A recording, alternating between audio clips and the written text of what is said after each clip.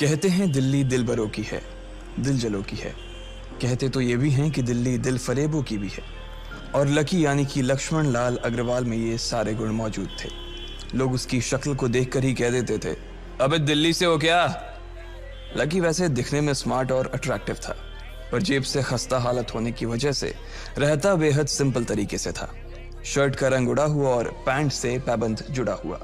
कहने को तो उसकी उम्र के लड़के दिल्ली की सड़कों पर रात को मोटर बाइक दौड़ाते थे, लेकिन लकी उर्फ लक्ष्मण लाल अग्रवाल सिर्फ कमरे से कॉलेज में पढ़ाई और गर्लफ्रेंड डिंपल के साथ थोड़ा वक्त बिताना, फिर कॉलेज से दुकान, दुकान से जब होम डिलीवरी आए तो वहां, और फिर घर चला जाता था। हाँ, कभी कभी जब वो किसी लड़के को खाली सड़क पर मोटर बाइक दंदनाते हुए देखता तो कहता, एक दिन अपना टाइम भी आएगा जब मैं चश्मा लगाकर बैठूंगा और पीछे डिंपल को बैठाऊंगा। देखना, जब वो मेरी कमर में अपना हाथ कसेगी और मैं तेजी से मोटरसाइकिल को इंडिया गेट के आसपास दौड़ाऊंगा तो सारे दिल्ली का दिल हम दोनों को देखकर जलेगा। दुकान में रखा हुआ बर्नॉल भी काम नहीं आएगा। लकी ने कहा और अपने हाथ में बर्नॉल की क्रीम को दबा दिया। जैसे ही उसने क्रीम को दबाया, उसका क्रीम बाहर आ गई। अबे गाधे, क्या कर रहा है? वो कोई स्पंज की गेंद है क्या जो उसे दबा रहा है? दुकान के मालिक ने उससे फटकारते हुए कहा और उसके सर पर एक चपत लगा दी। Sorry sir. लकी ने अपना सिर बचाते हुए कहा। वो खरौल बाग में स्थित एक छोटी सी मेडिकल स्टोर पर काम करता था। उसकी दुकान का नाम था चमन मेडिकल स्टोर और उसके ओनर का नाम था चमन लाल। लकी पिछले 5 साल से इन्हीं की दुकान पर काम कर रहा था। यहाँ इस छोटी सी शॉप पर काम करना उसकी मजबूरी थी। लाइफ में कंगाली की वजह से उसे कॉलेज में पढ़ाई पूरी करने के लिए पार्ट टाइम जॉब करना था। उसने कई अच्छी जगह अच्छी तनख्वाह की नौकरी ढूंढी पर नहीं मिली और वो इस मेडिकल स्टोर पर ही अटक गया। गधे, अब इसके पैसे क्या तेरा बाप भरेगा? कटेगा। इसका पैसा भी तेरी तनख्वाह से कटेगा और एमआरपी से डबल रेट में कटेगा। चमन ने अपने दांतों को किचमिचाते हुए कहा। गुस्से की वजह से उसकी नाक फूल गई थी और लकी की सांसें। उसने घबराते हुए ओनर से पूछा, एमआरपी से डबल क्यों सर जी? ताकि अगली बार से ऐसी कोई हरकत करने से पहले तू डबल बार सोचे, चमन ने कहा और उसके हाथ से ट्यूब छीन ली। उसका जी तो चाह रहा था कि वो लकी की खोपड़ी पर एक और बार अपना हाथ साफ कर ले, लेकिन उससे पहले ही दुकान का फोन बजने लगा। फोन की घंटी बजते ही लकी को वहां से निकलने का मौका मिल गया और वो भागते हुए फोन उठाने के लिए चला गया। हेलो जी, करोल बाग के बेस्ट मेडिकल चमन मेडिकल स्टोर से बोल रहा हूँ, बताइए क्या काम था? ये लकी की पेटेंट लाइन थी। चाहे कहीं से भी फोन आए, लेकिन उसे फोन पर बस यही बोलना था। जैसे ही इधर लकी ने अपनी बात कही, उधर से जवाब आया, मैं ब्लूमिंग नाइट होटल के कमरा नंबर 303 से बात कर रहा हूँ। एक छोटा सा ऑर्डर है, नोट करो और जल्दी से होटल पर डिलीवर करवा दो। वो एक लड़के की आवाज थी। उसकी आवाज में काफी भारीपन और एक अजीब सी जल्दबाजी थी। जैसे ही लकी ने वो आवाज सुनी, पता नहीं क्यों उसे वो आवाज जानी पहचानी सी लगी। जी सर, बताइए आपका क्या ऑर्डर है? हाँ तो लिखो, हार्ट प्ले के 2 पैकेट और 1 पैकेट टिश्यू। लकी, जो कि अपना पेन लेकर खड़ा था, हार्ट प्ले का नाम सुनते ही झिझक गया। असल में हार्ट प्ले नाम का एक कंडोम आता था और इसलिए उसका नाम सुनते ही लकी शर्मा गया था। इतने साल से भी मेडिकल की स्टोर पर काम करने के बाद उसे इन चीजों का नाम सुनने में शर्म आती थी। हेलो भाई, लिखा कि नहीं लिखा? उस आदमी ने फिर से लकी से पूछा। जी सर, लिख लिया सर, लिख लिया। लकी ने खिसिया कर हंसते हुए कहा।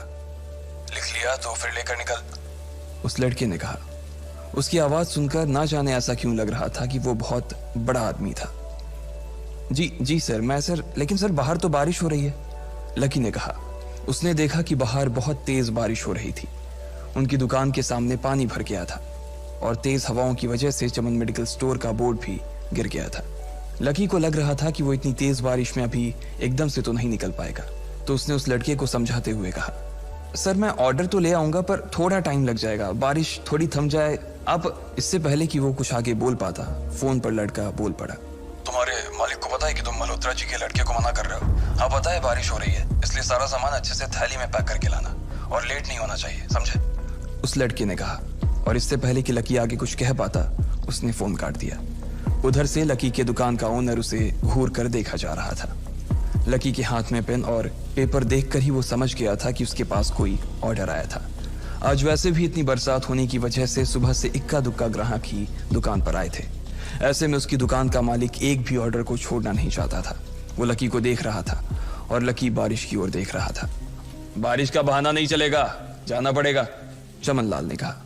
मैं बहाना नहीं कर रहा सर, थोड़ी बारिश धीमी हो जाए तो मैं चला जाऊंगा। अभी आप खुद ही देखिए कितनी तेज बारिश है। वो पता नहीं कोई मिस्टर मल्होत्रा का कोई बेटा कुछ ज्यादा ही जल्दी में था, मैं साइकिल से तो पहुंच नहीं पाऊंगा इतनी जल्दी। लकी ने उनकी ओर देखते हुए कहा। क्या कहा? मिस्टर मल्होत्रा जी का बेटा? तू मेरी दुकान बंद करवाएगा क्या? अभी क्या भी निकल उनका ऑर्डर लेके, वो हमारे बहुत पुराने कस्टमर है, चमन ने कहा। पर लकी ने कहा ही था कि चमन बोला। पर कुछ नहीं, तू मेरी मोटरसाइकिल ले जा, उसने गुस्से में कहा। अरे सर जी, 200 के ऑर्डर में मुश्किल से 40 रुपए बचेंगे, इससे 3 गुने का तो पेट्रोल ही लग जाएगा, और अगर गाड़ी रास्ते में बंद हो गई तो अलग से खर्चा, लकी ने समझाते हुए कहा। वो जानता था कि उसका मालिक इन सब बातों पर ध्यान नहीं देने वाला। चमन लाल बोला। कोई बात नहीं, तू जा, चाहे जो हो जाए ग्राहक नाराज नहीं होना चाहिए, और वैसे भी वो मल्होत्रा जी का बेटा है। चमन लाल ने मोटरसाइकिल की चाबी लकी की ओर उछालते हुए कहा। लकी ने चाबी ली। उसे देखकर उसके अंदर मिक्स फीलिंग आ गई। एक तो वो बहुत खुश हुआ कि बड़े दिनों बाद बाइक चलाने को मिलेगी, पर वहीं दूसरी तरफ दुखी इसलिए हुआ कि बाइक मिली भी तो ऐसी तेज बारिश में, अगर खराब हो गई तो इसकी चपत भी उसके सिर पर ही पड़ेगी। वो मुंह लटकाकर रेनकोट और हेलमेट पहनते हुए वहां से निकल गया। बाहर आकर बाइक को देखा तो लकी ने मन में सोचा, चलो ठीक है, जो होगा देखा जाएगा, कम से कम बाइक तो चलाने को मिल रही है। दरअसल लकी इतने साल काम करने के बाद भी अपने लिए एक मोटरसाइकिल नहीं ले पाया था। लकी की तनख्वाह ही इतनी भर थी कि सिर्फ उसके कमरे का किराया, उसकी साइकिल में डालने वाली हवा का खर्च, बिजली पानी का बिल और डिम्पल के साथ महीने में 1-2 बार बाहर खाने का खर्चा ही निकल पाता था। उसे डिम्पल की कही बात अक्सर याद आती थी। लकी, अगर अगले 2 महीने में तूने बाइक नहीं खरीदी ना तो मैं तेरे से ब्रेकअप कर लूंगी, देखना। असल में डिम्पल को लकी के साथ बाइक पर घूमने की बड़ी तमन्ना थी। लकी की इस उजाड़ जिंदगी में एक वही तो थी जिसके लिए जिंदा रहने को उसका जी चाहता था। जब भी वो उससे बाइक की बात करती तो लकी डिम्पल की इस बात को हंसकर टाल देता था। वो अपने मन में इस बात को अच्छे से जानता था कि डिम्पल उससे बहुत प्यार करती थी और वो उससे कभी छोड़ कर नहीं जा सकती थी। वो दोनों एक दूसरे में ऐसे घुले मिले थे जैसे बादल बरसात में घुल जाती है। लकी को डिम्पल बहुत पसंद थी और वो उसके लिए दुनिया जहां की खुशियां खरीद कर ला देना चाहता था। वो चाहता था कि एक दिन वो डिम्पल को प्लेन में बैठाए, लेकिन उसके ये सब ख्वाब इस कम तनख्वाह की नौकरी की वजह से कभी पूरे नहीं होने वाले थे। पर आज उसके पास एक मौका था। वो डिम्पल को अपने साथ इस बारिश में राजपथ घुमाना चाहता था। वो उसे दिल्ली दिखाना चाहता था। चमन लाल को देने के लिए उसने पहले से ही बहाना सोच रखा था। बस जल्दी से वो ये डिलीवरी देकर सीधे डिम्पल के पास ही जाने वाला था। उसने होटल ब्लूमिंग नाइट के बाहर मोटर बाइक पार्क की और सीधे होटल के अंदर चला गया। लकी ने रिसेप्शन पर पहुंचकर नमस्ते करते हुए रिसेप्शनिस्ट को बोला, जी मैं चमन मेडिकल स्टोर से आया हूं, रूम नंबर 303 का ऑर्डर था सर। रिसेप्शन पर खड़ा आदमी उसके हाथ में काली थैली को देखकर समझ गया था कि उसमें क्या था और वो मंद ही मंद मुस्कुराते हुए बोला, 3rd फ्लोर पर है, लिफ्ट से चले जाओ, रेनकोट यहीं उतार देना। जैसा उस आदमी ने कहा लकी ने ठीक वैसा ही किया और लिफ्ट में चढ़ने के कुछ ही देर बाद वो 3रे माले पर पहुंच गया था। वो रूम नंबर 303 के बाहर पहुंचा और उसने डोरबेल बजाई। जैसे ही दरवाजा खुला लकी ने थैली आगे बढ़ाते हुए कहा, नमस्ते, मैं चमन मेडिकल स्टोर से लकी, ये आपका। इससे पहले कि लकी आगे कुछ कह पाता उसकी आंखें फटी की फटी रह गई थी। उसने अपने सामने जो देखा उसके बाद उसे ऐसा लगा कि बंद छत के नीचे भी उसके ऊपर आसमान से आकर एक जोरदार बिजली गिर गई थी। उसके सामने एक लड़की खड़ी थी। वो लड़की और कोई नहीं बल्कि उसकी गर्लफ्रेंड डिम्पल ही थी। उसने एक पर्पल कलर का नाइट गाउन पहन रखा था। उसके काले घने बाल गीले थे और उसने उन्हें अपने कंधे पर फैला रखा था। उसकी खुशबू से ही ये चीज साफ पता चल रही थी कि वो अभी अभी नहा कर आई थी। डिम्पल, तुम यहाँ क्या कर रही हो? लकी को अपनी आंखों पर विश्वास ही नहीं हो रहा था। उसने 2 बार अपनी पलकें झपका कर देखा, लेकिन दोनों बार ही उसे अपने सामने डिम्पल ही नजर आई। तुम यहाँ क्या मेरा पीछा करते हुए आए हो लकी? डिम्पल ने उल्टा उसी के ऊपर पलटवार करते हुए कहा। लकी को देखकर उसके दिल की धड़कन भी तेज हो गई थी। उसे उम्मीद नहीं थी कि लकी यहाँ आ जाएगा। उसने ना तो सुबह से उसे फोन किया था और ना ही उसके मैसेज का कोई जवाब दिया था। वो अपने मन में सोचकर बैठी थी कि वो अगले दिन खुद ही उससे मिलकर बोल देगी कि उसकी तबीयत खराब थी। डिम्पल बेबी, क्या हो गया? किससे बात कर रही हो? अचानक से एक गबरू जवान सा लड़का दरवाजे के पास आकर खड़ा हो गया था। उसने बनियान पहन रखी थी। लकी उसे पहचान गया था। साले राहुल के बच्चे, तेरी हिम्मत कैसे हुई मेरी डिम्पल को हाथ लगाने की? लकी ने जैसे ही राहुल को देखा उसके तन बदन में मानो आग सी लग गई थी। वो उसे इस वक्त इतना बुरा मारना चाहता था, इतना बुरा पीटना चाहता था, जिसकी कोई हद सीमा नहीं थी। लकी जिस कॉलेज में पढ़ता था, राहुल और डिंपल भी उसी में पढ़ते थे, और वो कॉलेज राहुल के फादर का ही था। डिंपल ने राहुल के पिता की एक कंपनी में जॉब पकड़ ली थी और राहुल उस पर बहुत लाइन मारता था। लकी ने एक दो बार डिंपल को उससे दूर रहने के लिए भी कहा, लेकिन डिंपल ने उसे ये कहकर टाल दिया था कि वो सिर्फ अच्छे दोस्त थे। आज भी इससे पहले कि वो आगे बढ़ता, डिंपल उन दोनों के बीच आ गई। रुक जाओ, डिंपल ने गुस्से में कहा और लकी के सीने पर हाथ रखकर उसे रोक दिया। लकी लंबी सांसें ले रहा था और कुछ ही सांसों के बाद उसका गुस्सा शांत हो गया। अब डिंपल के पास भी छुपाने के लिए कुछ नहीं था, इसलिए उसने लकी से कहा, लकी, आज से तुम्हारा और मेरा ब्रेकअप। ब्रेकअप? लकी के पैरों के नीचे से जमीन खिसक गई थी। उसकी आंखें नम हो गईं। लकी को उसकी बातों पर विश्वास नहीं हो रहा था। उसने डिंपल की ओर देखा और बोला, डिंपल, हम पिछले 1 साल से एक दूसरे के साथ हैं और तुम हो कि मुझसे ब्रेकअप करना चाहती हो? अरे मैं तो तुम्हारे लिए नई बाइक लेने वाला था। चल रहने दे, आज ही याद आई है तुझे बाइक की। अरे तेरे पास मुझे बाहर घुमाने के लिए, खिलाने पिलाने के लिए पैसे तो है नहीं। तू कहां से लेगा बाइक? और अगर ले भी लेगा तो उसमें पेट्रोल कहां से डलवाएगा? तेरी 8,000 रुपए महीने की नौकरी, उसमें होगा ये सब? लोग हंसते हैं मेरे ऊपर जब मैं सरोजनी में तेरे साथ घूमती हूँ। मैं ऐसी लाइफ नहीं जीना चाहती लकी। मैं तेरी तरह गरीब नहीं रहना चाहती। तूने मुझे फंसाया था, उल्लू बनाया था तूने मुझे, इसलिए मैंने राहुल से मैचअप कर लिया है। आज से यही मेरा बॉयफ्रेंड है, डिंपल ने गुस्से में कहा। अच्छा, तो बेबी ये है तुम्हारा वो बेकार सा एक्स बॉयफ्रेंड? राहुल ने पूछा और डिंपल के बगल में आकर खड़ा हो गया। फिर उसने लकी के हाथ से थैली उठाई और उसमें से हार्ड प्ले का पैकेट निकालकर उसे चिढ़ाने के लिए उसे हवा में लहराने लगा।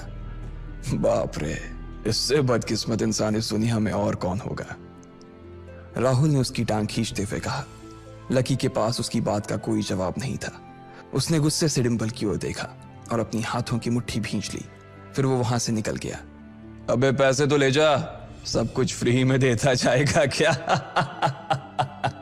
राहुल ने जोर से ठहाके लगाते हुए कहा, लेकिन लकी बिना उसकी बात सुनते ही निकल गया।